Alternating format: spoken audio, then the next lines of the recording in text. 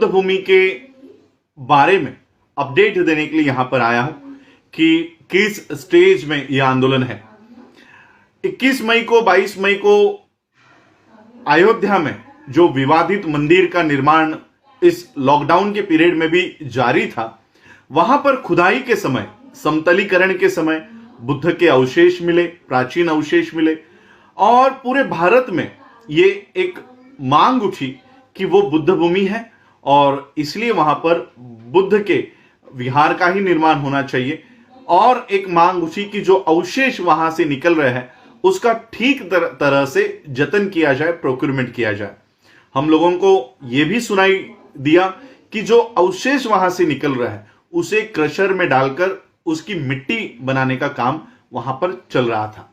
मैं सबसे पहले भंते सुमित रत्न जी का आभार व्यक्त करना चाहूंगा। हालांकि मेरी उनसे कभी बात नहीं हुई, उनका नंबर मेरे पास नहीं है, लेकिन सोशल मीडिया के माध्यम से, यूट्यूब के माध्यम से जब पता चला कि लॉकडाउन के पीरियड में जब हमारे पास आने जाने की कोई व्यवस्था नहीं है, इन हालातों में भी वो वहां तक पहुंचे। हालांकि उनको अंदर जाने से रोका गया, लेकिन ग्राउंड रिपोर्ट उन्होंने दी और भारत में सभी बौद्धों को जगाने का काम उन्होंने किया। भारत के बाहर भी ये संदेश गया और फिर उस समय से सभी लोगों ने इन अवशेषों को जतन करने की मांग की।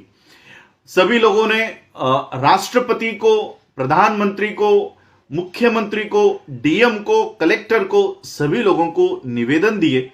सभी स्टेट से ये मांग गई कि यहां से बुद्ध अवशेष जो मिल रहे हैं उसका जतन किया जाए और ये जो समतलीकरण का, खुदाई का जो काम चल रहा है इस पर रोक लगाई जाए।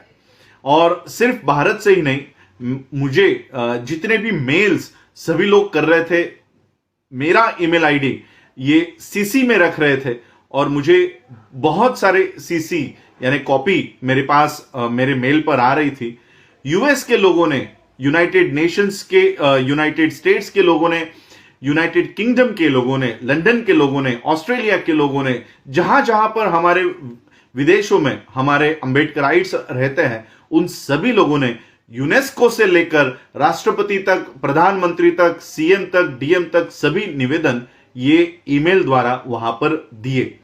अब इसका परिणाम ये हुआ है कि ये निवेदन इन लोगों को प्राप्त हुए हैं। कई सारे मेल्स, सीसी यूनेस्को के रिप्लाई के भी मुझे आए हैं। यूनेस्को, जब मैं यूनेस्को के साइट पर गया था तब वहां पर एक बड़े अक्षरों में उनके साइट पर लिखा हुआ है कि कोरोना के वजह से वो किसी को रिप्लाई नहीं दे पाएंगे।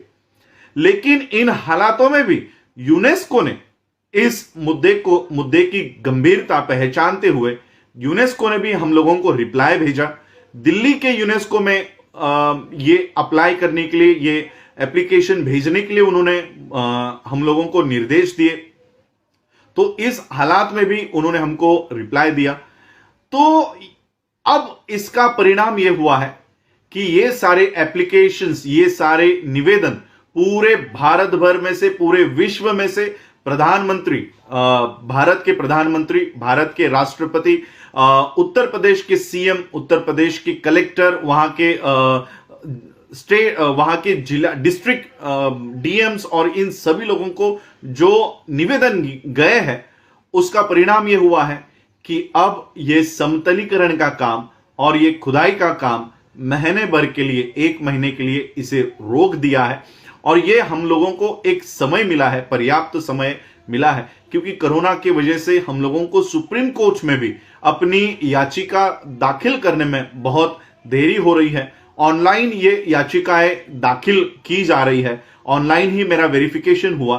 तो बहुत सारी दिक्कतें हम लोगों को लॉकडाउन के पीरियड में आई, लेकिन अब एक अच्छी खबर हम लोगों के लिए है कि ये समतलीकरण का काम, ये खुदाई अब रोक दी गई है। और ये सारा श्रेय जाता है आप लोगों को, भारत के, विश्व के सभी बौद्धों को, कि आप लोग जागरूक रहकर ये एप्लीकेशंस आप लोगों ने भेजी। बुद्धिस्ट सोसाइटी ऑफ इंडिया के, भारतीय बौद्ध महासभा के सभी राज्यों के पदाधिकारियों को भी मैं आभार व्यक्त करता हूं।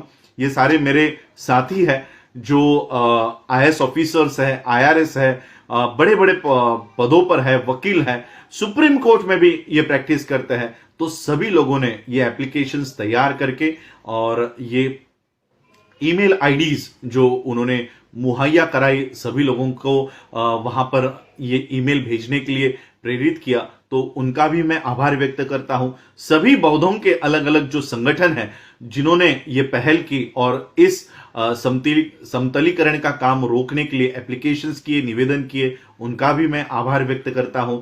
और विशेष आभार मैं बनते सुमित रत्न जी का व्यक्त करता हूं कि इन हालातों में भी वो वहां तक पहुंचे और जमीनी सच्ची जानकारी लोगों तक पहुंचाने की उन्होंने पहल की, काम किया। तो उनका भी आभार। आने वाले समय में अब हम लोगों को सुप्रीम कोर्ट में अपना ये मुद्दा वहां पर डट कर लड़ना है, उसकी भी सारी तैयारी हो चुकी है।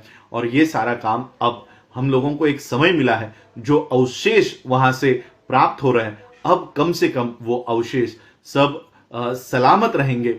और ये एक समय हम लोगों को मिला है सुप्रीम कोर्ट में। इसके बाद हम लोग वहां पर डट कर लड़ेंगे। और सभी लोगों से मैं ये विनती करना चाहूंगा कि इस मूवमेंट में, इस आंदोलन में भी आप लोग इसी तरह से एकजुटता दिखाते हुए अपने हक और अधिकार के लिए इस आंदोलन में शामिल होंगे। यही आज मैं आप लोगों को विनती करने के लिए और ये जानकारी देने के लिए कि ये काम अब रुक गया है, समतलीकरण का, खुदाई का काम अब रुक गया है।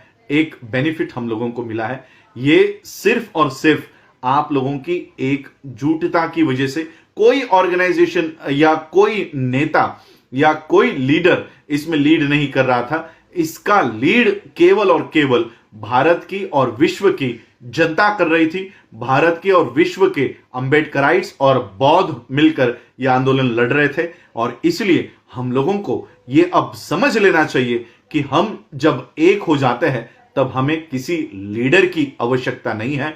हमको सिर्फ गाइडेंस अगर मिल जाए कि हमको क्या करना है, तो ये आंदोलन हम अपने ही बल पे सफल कर सकते हैं। इतनी ताकत भारत के और विश्व के बौद्धों में है।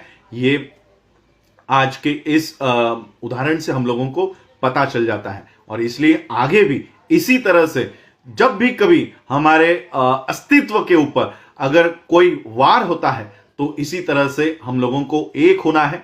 हमारी राजनीतिक मंशा किसकी ओर है, कौन से पार्टी के लिए हमारे मन में जगह है, ये सारा भूल कर, ये सारा छोड़कर हम लोगों को बौद्ध होने के नाते एक होना है। जिस तरह से हम बौद्ध विहारों में जाते हैं और विहार में प्रवेश करते समय हम अपने चप्पल, जूते ये बाहर उतारते हैं, उसी तरह से बौद्ध होने के नाते अपने जितनी भी पार्टियां हैं, ये पार्टियों को बाहर रखो और बौद्ध होने के नाते एक होकर इस आंदोलन में उतरो। यही मैं आज आप लोगों से विनती करता हूं।